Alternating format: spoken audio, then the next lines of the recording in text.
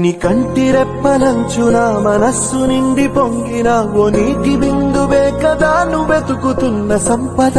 ఒక్కొక్క జ్ఞాపకానికి 100 ఏళ్ల ఆయువుందిగా, ఇంకెన్ని ముందు వేచనో అవన్నీ వెతుకుతూ పదా.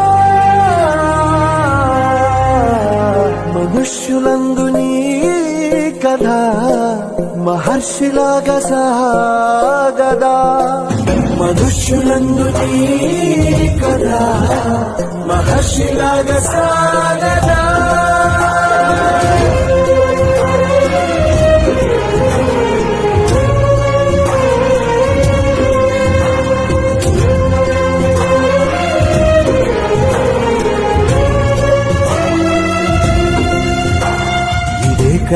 ఇదే కదా నీ కథ.